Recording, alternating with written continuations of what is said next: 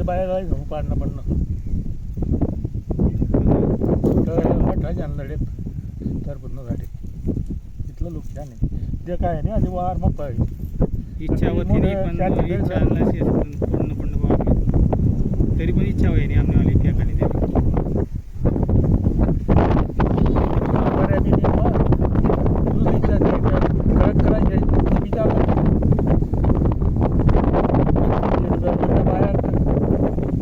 बाया हात नेला आहेत इथलं नुकसान नाही सगळं शेतीवर अवलंबून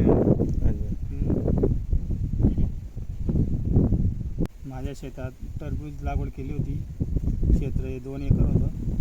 त्याच्यात गारपीट आणि वादळी पाऊस पाणी वारा असल्यामुळे सगळं शेताचं नुकसान झालं. जे पीक होतं ते जर नुसतं नाबूद झालं पाण्यामुळे किंवा गारपीटमुळे. किती दिवसात निघणार होते ते टरबूज? माझं टरबूज फक्त मोजून 10 ते 15 दिवस लागणार होते. किती खर्च झालेला आहे त्याच्यावर? कमीत कमी माझ्या क्षेत्राला 1.5 ते 2 लाख रुपये खर्च झाला होता. अच्छा, म्हणजे त्याचा पंचनामा वगैरे झाला आहे का? पंचनामा करायला आले ते पाहून गेले. बरं, माझा त्याच शेतात परत टरबूजचं रोप लागवड केली का? हो, आता पर्याय दुसरा नव्हता म्हणून आम्ही नवीन रोप आणलं आणि ते बीजरोपण केलं. अच्छा, 1 ते 1.5 लाखाचं नुकसान झालेलं आहे. हो हो. तर शासनाकडनं काय अपेक्षा आपली? शासनाने काय त्यांनी आपली नुकसान भरपाई काढून द्यावी ही आमची इच्छा आहे. अच्छा, जास्त म्हणजे जेवढा खर्च लागलेला तेवढा हो, त्यांनी मोबदला म्हणून त्यांनी नुकसान भरपाई द्यावी बाबा. द्यावी.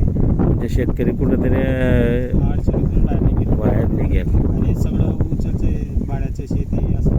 अच्छा, व्यापारी पण औषधी बियाणे उधार मागायला लागतात. संपूर्ण उधार खर्च उधारीचे आणि त्याच्यात हे गारपीट. अकस्मात नुकसान झालं. जर नुकसान झालं नसतं दादा तर किती उत्पन्न आलं असतं आपल्याला? मला नुकसान जर नाही झालं असतं तर कमीत कमी 3 ते 4 लाख रुपये प्रॉफिट राहिलं असतं. आता ते प्रॉफिटने पण 1 ते 1.5 लाख निघून गेलं. काय नाव दादा?